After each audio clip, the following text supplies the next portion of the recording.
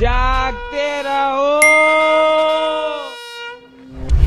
चंदनने 3 वर्षापूर्वी mediclaim policy खरेदी केली होती, मात्र पॉलिसी रिन्यू करताना ते कोणताच आढावा घेत नाहीत।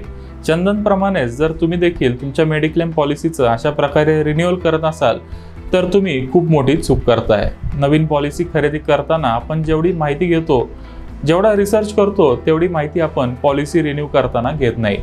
ज्यावेळेला आपण पॉलिसी रिन्यू करतो त्यावेळेला इन्शुरन्स कंपनीसोबत आपण नवीन कॉन्ट्रॅक्टच करतो। मेडिक्लेम पॉलिसी चालू ठेवण्यासाठी आपल्याला दरवर्षी प्रीमियम भरावा लागतो, मात्र पॉलिसी रिन्यू करताना पॉलिसी आणि त्यामध्ये असणाऱ्या नियम आणि अटींचा आढावा घेणं खूप गरजेचं आहे।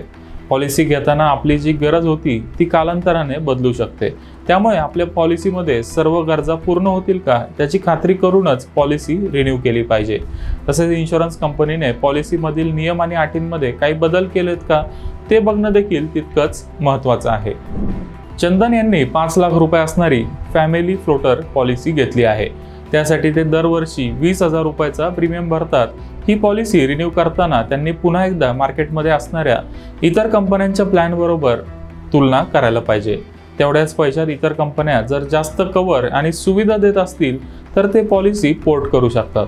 तसेच त्याच कंपनीने एखादा नवीन प्लॅन लॉन्च केला असेल आणि त्यात जर चांगले फीचर्स असतील तर त्याची माहिती घेऊन त्या पॉलिसीचा फायदा ते घेऊ शकतात। इन्शुरन्स कंपन्या मार्केट रिसर्च करून आणि ग्राहकांच्या गरजांचा अभ्यास करून नवीन प्लॅन लॉन्च करतात। अशा नवीन पॉलिसीमध्ये चांगले फीचर्स असतील तर तुम्ही त्या पॉलिसीमध्ये अपग्रेड करू शकता। भारतात मागच्या काही वर्षात मेडिकल इन्फ्लेशनमध्ये खूप मोठी वाढ झाली आहे। इतर गोष्टींची महागाई साधारण 6 ते 7% वाढतीये, मात्र हॉस्पिटलचा खर्च 14% वाढतोय। त्यामुळे दरवर्षी तेवढ्या प्रमाणात कव्हर वाढणं महत्त्वाचं आहे।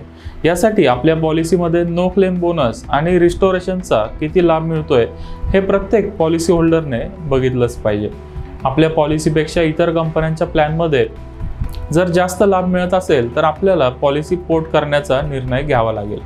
आपण मेडिक्लेम पॉलिसी खरेदी करताना रिसर्च करतो, मात्र पॉलिसी रिन्यू करताना काहीच विचार न करता ती पॉलिसी रिन्यू करून टाकतो। मात्र ही सवय बदलण्याची गरज आहे।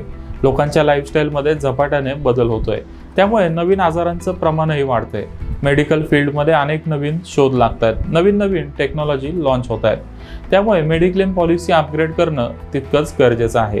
आपण मेडिक्लेम पॉलिसी खरेदी केली आहे, आता आपल्याला नवीन पॉलिसीची माहिती घेण्याची काहीच गरज नाही असा विचार करू नका। हेल्थ इन्शुरन्स सेगमेंटमध्ये घडणाऱ्या घडामोडींचा नियमित आढावा घ्या। तुमच्या इन्शुरन्स एजंटला फोन करून त्याच्याकडून माहिती घेऊ शकता। अशा प्रकारे स्वतःला अपडेट ठेवून मेडिक्लेम पॉलिसी रिन्यू केली तर तुम्हाला कमी प्रीमियममध्ये जास्त कव्हर आणि सुविधा मिळू शकतात।